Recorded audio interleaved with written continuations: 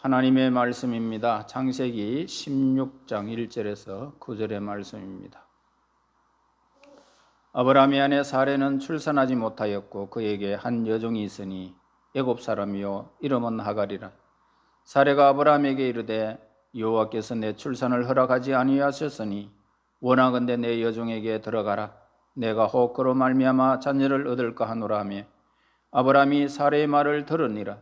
아브라함의 아내 사레가 그 여종 애굽 사람 하갈을 데려다가 그 남편 아브라함에게 첩으로 준 때는 아브라함이 가나안 땅에 거주한 지 10년 후였더라. 아브라함이 하갈과 동침하였더니 하갈이 임신하며 그가 자기의 임신함을 알고 그의 여주인을 멸시한지라. 사레가 아브라함에게 이르되 내가 받은 모욕은 당신이 받아야 옳도다. 내가 나의 여종을 당신의 품에 두었거늘 그가 자기의 임신함을 알고 나를 멸시하니 당신과 나 사이에 여호와께서 판단하시기를 원하노라. 아브라함이 사라에게 이르되 당신의 여종은 당신의 수종이 있으니 당신의 눈에 좋을 대로 그에게 행하라 하며 사레가 하갈을 학대하였더니 하갈이 사레 앞에서 도망하였더라. 여호와의 사자가 광야의 샘물곁 곧 술길 샘 곁에서 그를 만나 이르되 사레의 여종 하갈아 네가 어디서 왔으며 어디로 가느냐. 그가 이르되 나는 내 여주인의 사레를 피하여 도망하였나이다. 여호와의 사자가 그에게 이르되 네 여주인에게로 돌아가서 그 수하에 복종하라. 아멘. 지금 우리 시대에 있어서 믿음의 청년들에게 가장 힘든 문제는 결혼 문제입니다. 결혼할 의사도 있고 결혼할 능력도 있는데 상대가 그렇게 쉽게 만날 수 없다는 데 한계를 가지고 있습니다. 나이는 자꾸 들어가는데 사람들이 없다는 겁니다. 그때의 불안함과 이 좌절함은 본인 이외에는 아무도 알 수가 없는 것입니다. 오늘 이 본문에 보면서 우리가 신앙의 모델로 삼고 있는 믿음의 조상 아브라함이 바로 이 문제에 아주 큰 공경에 처한 모습을 보게 되어집니다. 그 당시 가장 큰 고통은 자식이 없어 늙어가는 것이었습니다.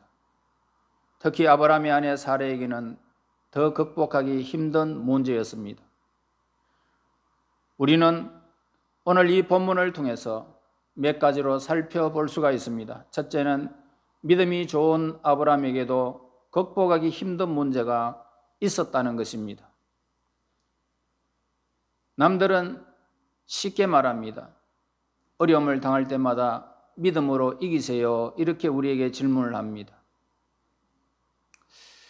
그렇게 남들은 쉽게 말할지 모르지만은 자신에게는 결국 극복하기 쉬운 문제가 결코 아님을 우리도 고백하게 되는 참 어려운 문제들이 우리 주변에 많이 있고 우리가 그렇게 생활하고 있습니다. 그 다음에 아브라함이 이 문제를 믿음으로 이겨내지 못하고 인간적인 방법에 의지했을 때에 문제가 훨씬 더 복잡해지고 더 큰 고통을 겪게 되는 것을 본문에서 발견하게 되어집니다. 하나님은 자신의 백성들이 끝까지 하나님을 기다리지 못하고 인간적인 방법을 사용하는 것을 기뻐하는 일이 없습니다. 기뻐하지 않습니다. 그래서 다른 사람들에게는 다 통하는 방법이고 또 그 시대에는 사람들에게 있어서 주변 사람들에게 있어서도 큰 문제가 없는 사용되는 그런 방법이기도 하지만 하나님의 백성들이 세상 백성들과 함께 똑같은 방법으로 사용할 때에 실패하게 하심으로써 나에 대한 하나님의 특별한 계획이 있다는 그 사실을 오늘 우리에게 보여주고 있는 것입니다. 그러므로 남들은 다 되는데 나에게 안 될 때 하나님의 뜻이 따로 있다는 것을 우리는 늘 기억하며 신앙의 삶을 살아가야 할 것입니다. 기다리는 것이 참 좋습니다. 인내하는 것이 참 좋습니다. 사람들은 그렇게 쉽게 말합니다.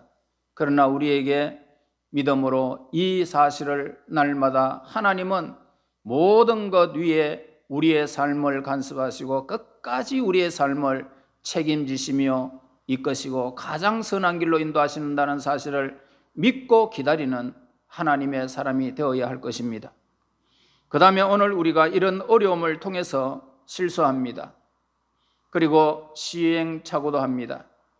하나님은 자신이 원하시는 대로 우리를 이끌어 가신다는 것입니다.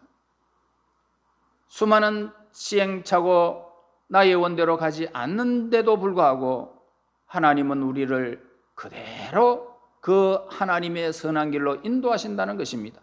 내가 원하든지 원치 않든지 하나님은 자신의 계획대로 이루어 가십니다. 우리의 계획은 절대로 이루어지지 않습니다. 그러므로 하나님의 계획대로 오늘 우리의 삶을 이끌어 가시고 나에게 기다릴 마음이 있든지 없든지 하나님은 기다리게 하시는 분이십니다. 하나님은 어려움을 통하여 우리의 믿음을 날마다 달아보고 계십니다. 믿음을 달아보신다고 해서 우리를 믿지 못한다는 그런 뜻은 결코 아닙니다. 우리 안에 있는 이 믿음이 과연 어느 정도인지 우리가 스스로 확인해 볼 수 있는 기회를 그렇게 주신다는 것입니다. 1절과 2절 보세요. 아브라함의 아내 사레는 출산하지 못하였고 그에게 한 여종이 있으니 애굽 사람이요 이름은 하갈이라. 사레가 아브라함에게 이르되 여호와께서 내 출산을 허락하지 아니하셨으니 원하건대 내 여종에게 들어가라. 내가 혹 그로 말미암아 자녀를 얻을까 하노라 하며 아브라함이 사레의 말을 들으니라. 자, 하나님께서는 아브라함과 사레가 가나안 땅에 온 지 10년 될 즈음이었습니다. 그런데 그 10년 동안 90대는 나이에도 불구하고 아이를 주지 않았다는 것입니다. 10년 안에는 무슨 일이 일어나겠지. 10년이면 강산도 변한다. 설마 10년 안에 어떤 일이 없으려고 그렇게 가나안 땅에서 10년을 기다렸는데도 불구하고 그 10년이 넘어가고 있었다는 것입니다. 그때 하나님의 말씀에 대한 이 부분의 신뢰가 흔들렸던 것입니다.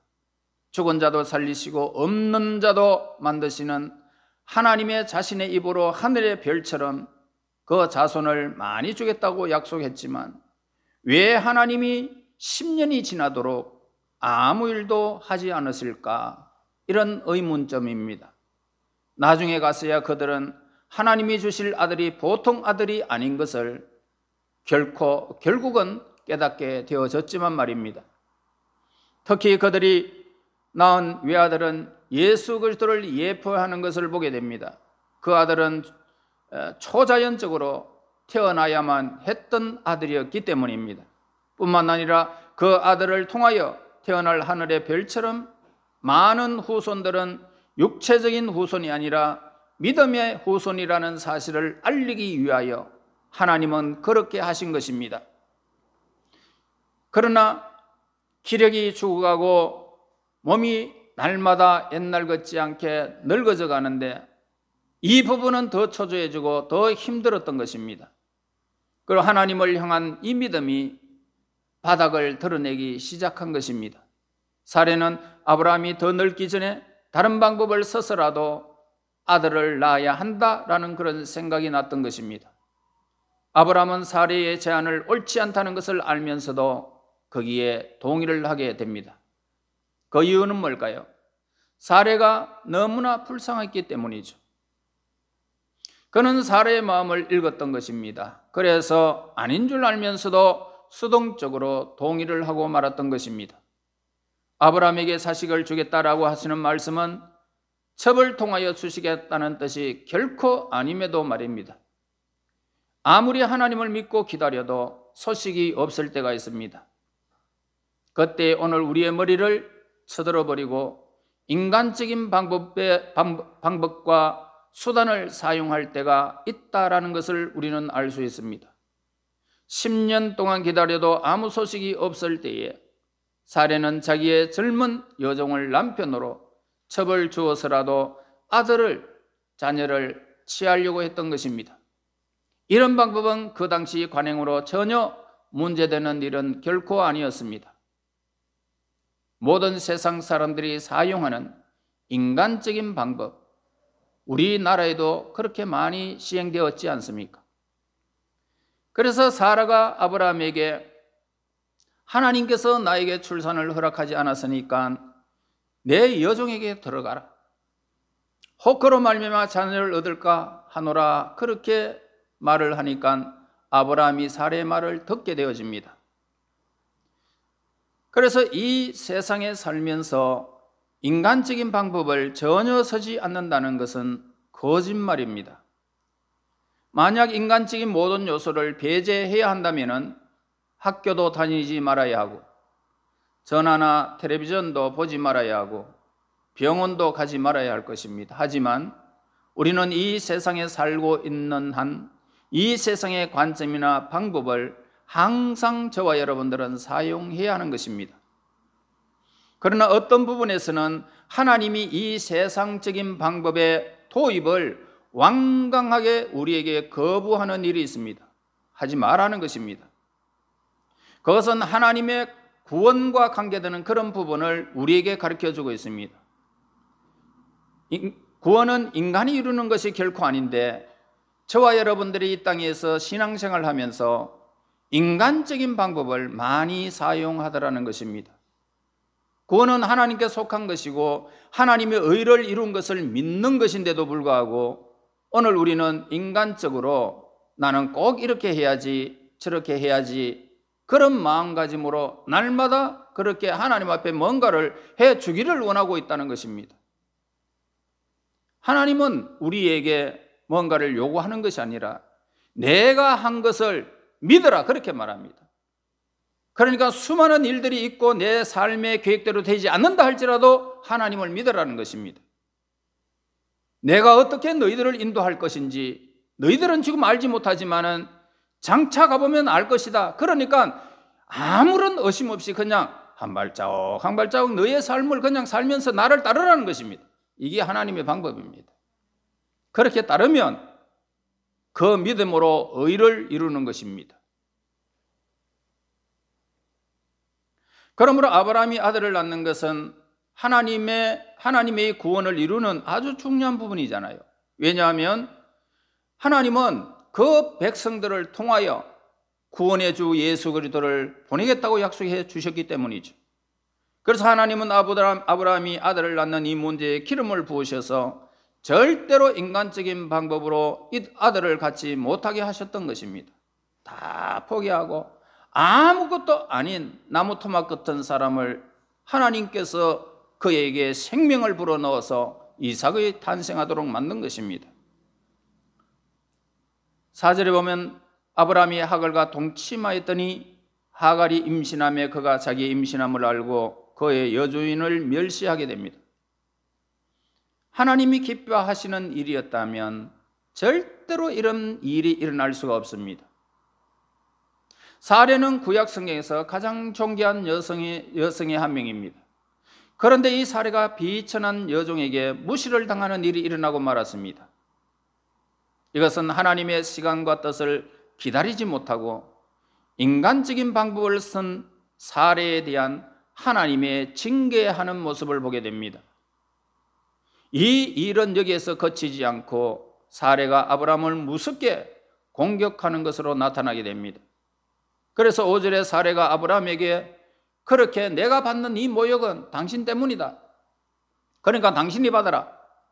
나의 여종은 당신의 품에 뒀는데 그가 자기 인신함을 알고 나를 이렇게 멸시하니까 여호와께서 판단하기를 원한다 이렇게 말합니다. 사례의 입에서 이런 말이 나왔는지 의심스러운 부분이 아닐 수가 없습니다. 그러나 너무나 흥분해 있고 너무나 영적으로 침체되어 있기 때문에 자신도 무슨 말을 했는지 모르고 마구 퍼부어버린 것입니다.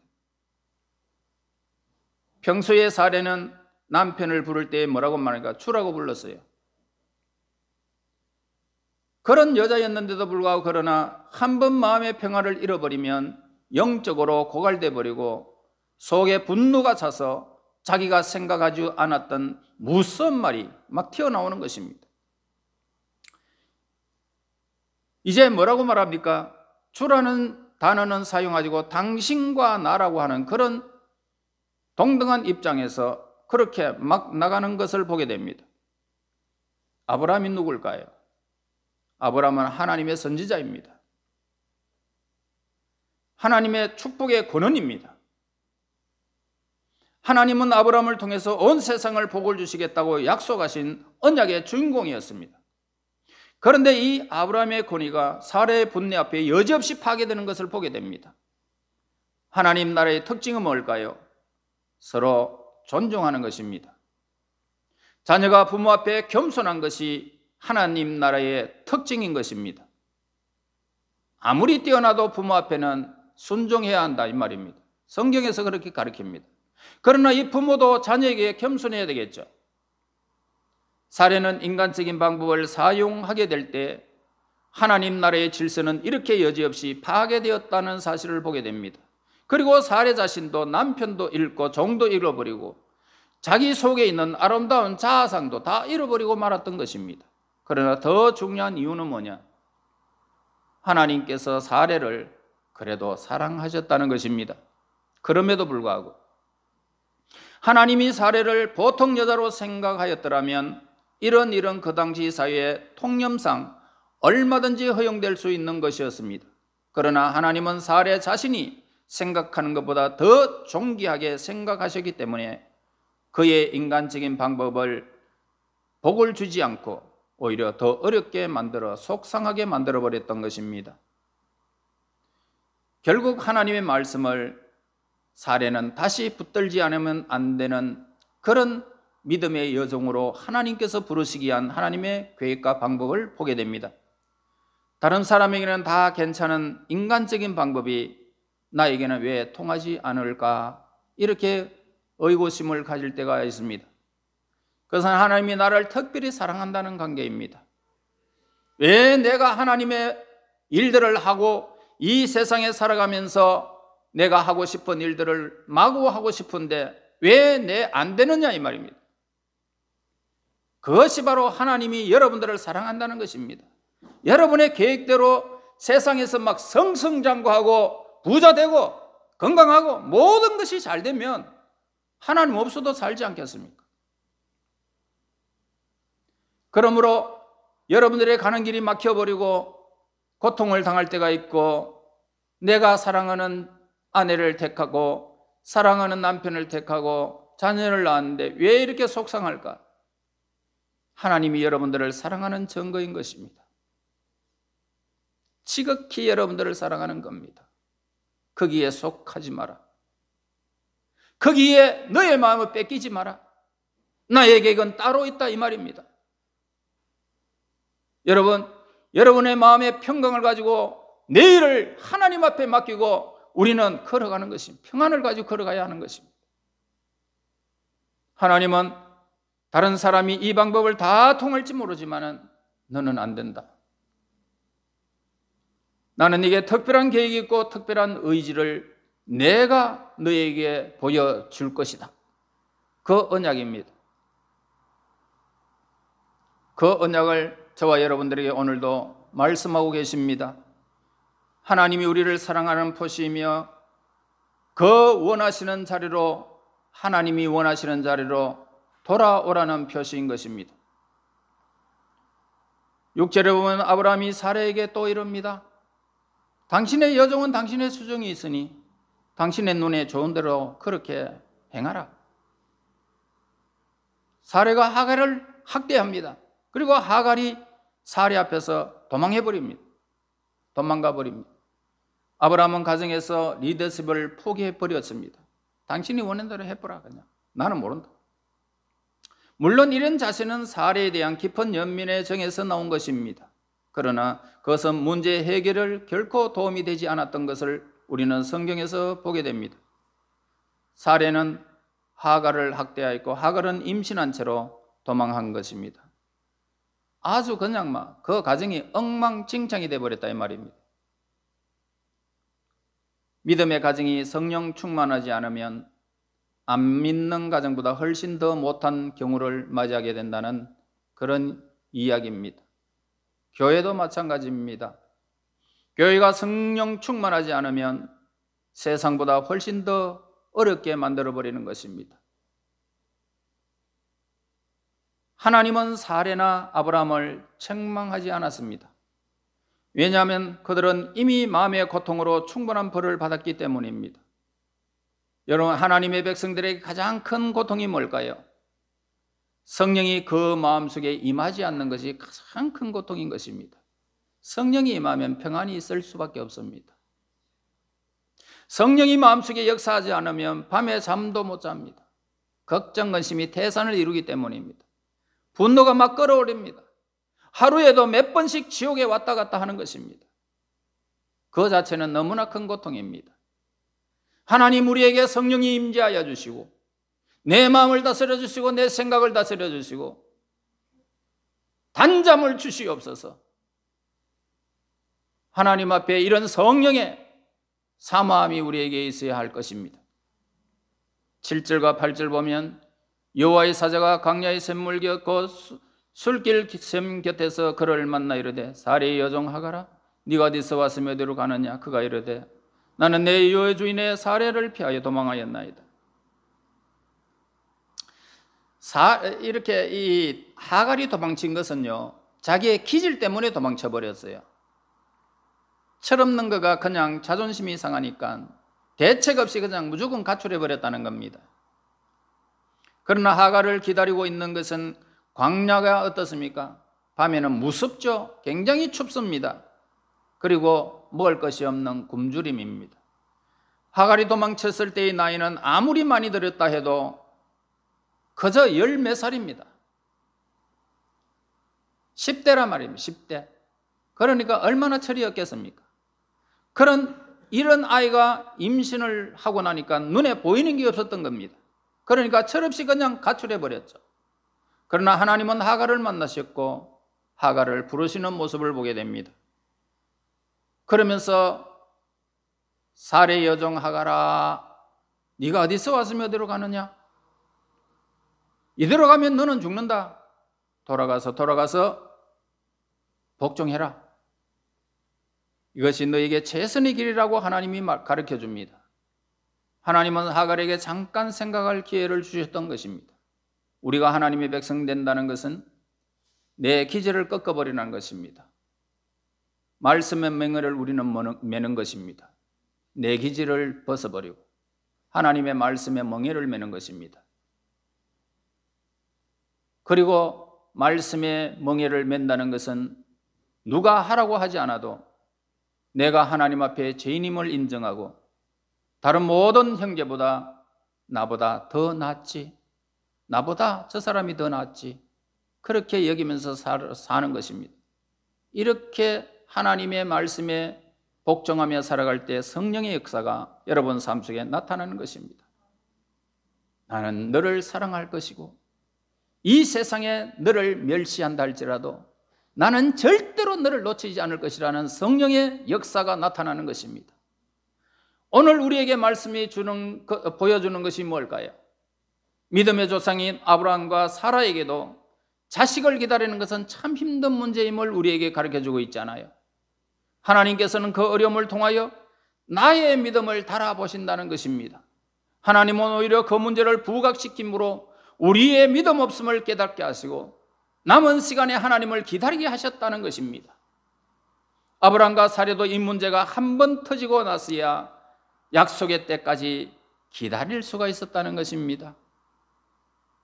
하나님은 우리의 기다림의 모든 시간을 상급으로 갚아주신다는 것입니다. 가장 어려운 것이 뭡니까? 하나님의 때를 기다리는 것이 어렵다는 것입니다. 우리는 하나님의 때를 오기도 전에 우리는 날마다 지쳐버립니다. 남들은 다른데 왜 나만 안 될까라고 하는 이 의구심이 든다는 것입니다.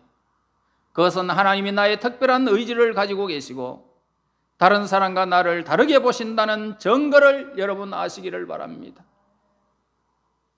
특별한 존재입니다. 우리에게는 하나님이 주실 귀한 상급이 있다는 것입니다. 기다린 그 모든 것들이 어떻게 해요? 상급으로 우리에게 다가온다는 그의 기다림의 상, 여러분 얼마나 큰지 모릅니다. 오늘 말씀은 분노가 모든 것을 파괴한다는 것을 우리에게 밝혀주고 있습니다. 사례의 분노는 말씀의 능력을 엉망으로 만들어 놓아버렸습니다. 만약 내가 화를 내고 있는 대상이 사람이라면 아무리 이유가 옳다 하더라도 나는 죄를 짓고 있다는 사실을 기억해야 됩니다. 하나님은 하갈에게 잘 생각해봐라. 그리고 돌아가라. 아들 낳으면 이스마엘이라고 하고 내가 그 아들에게 복을 줄 것이니, 그러면서 결국 돌아가게 만드십니다. 그러므로 이 문제는 이제 일단락되는 것을 보게 됩니다. 하나님의 나라는 우리가 성령에 충만해서 서로 존중하고 복종할 때에 하나님 나라가 그곳에 임재한다는 것입니다. 부모는 자신에게 겸손하는 것입니다. 자식도 부모에게 겸손해야 하는 것입니다. 교회는 말씀에서 겸손해야 될 것입니다. 그리고 목회자는 교인들을 인정하고 존중해야 한다 이 말입니다. 자기 자신을 완전하다고 생각하는 사람은 굉장히 많은 사람을 죽일 수 있는 것입니다. 자기를 완전하다고 생각하는 목사는 아주 많은 사람들에게 상처를 줄 수 있다는 것입니다. 우리는 아직 만들어지는 이 과정 중에 있습니다. 가장 풍성한 삶을 얻는 사람이 누굴까요? 기질이 변한 사람이 가장 풍성한 삶을 누리는 것입니다. 성령의 열매는 전부 기질의 변화로 나타나게 되어 있기 때문입니다. 아무리 오래 믿어도 기질이 변하지 않는 믿음은 가짜라고 할 수가 있습니다. 가짜입니다. 아브라함에게 자식을 준다고 했으면 그것은 사례를 통하여 주신다는 말씀이에요. 사례가 늙어가는 것과 상관없이 하나님은 그 사례를 통해서 아들을 주시겠다는 겁니다. 여러분, 진리를 적용해야 할 것입니다. 계속 말씀을 생각하면서 우리는 그 말씀에 적용의 삶을 누려야 할 것입니다. 아무리 좋은 설교를 듣는다 할지라도 잊어버린다면 우리는 아무것도 가질 수 없습니다. 말씀을 해석하고 추론해서 자기 것을 삼아야 내 삶의 부요와 풍요와 평강과 하나님의 은혜가 우리에게, 성령의 능력이 우리에게 임하는 것입니다. 그렇지 않고 진리는 사탄의 그 공격에 오늘 우리의 삶에서 다 뺏어가 버립니다. 남는 것은 분노와 괴로움과 공포밖에 없습니다. 진리를 들었으면 우리는 적용해야 할 것이고, 내 속에 있는 불안과 염려를 극복할 때에 우리는 하나님의 때를 늘 기다릴 수 있는 믿음의 사람이 되는 것입니다. 그리고 원해서 기다렸던지 억지로 기다렸던지 하나님은 이 기다린 모든 시간을 우리에게 어떻게 나타난다고 합니까? 상급으로 우리에게 나타난다는 것입니다. 하나님께서 우리에게 그 영광의 상급을 여러분 삶에서 늘 채워가면서 하나님의 풍성함을 누리게 될 것입니다. 이 기다림으로 하나님의 영원한 기업의 상급과 이 땅의 상급을 영원히 받으며 믿음의 그 행진을 저와 여러분 지속하시기를 예수님 이름으로 축원합니다. 하나님, 감사와 찬송과 영광을 돌립니다. 허물 많은 저희들 예수 그리스도 안에서 우리를 선택하여 주시고 하나님의 때를 기다리는 믿음의 전진을 이루게 하신 하나님께 영광을 돌립니다. 하나님, 분노가 앞서지 않게 하시고 인간적인 방법이 앞서지 않게 하여 주시고 하나님을 믿고 기다리는 믿음의 삶을 온전히 걸어갈 수 있도록 말씀에 적용이 있게 하여 주시옵소서. 그리하여 이 땅에서 하나님의 영원한 복을 받되 이 땅에서도 삶의 복을 받아 풍성한 삶을 누리는 평강의 주인공들이 되게 인도하옵소서. 예수님 이름으로 기도하옵나이다. 아멘.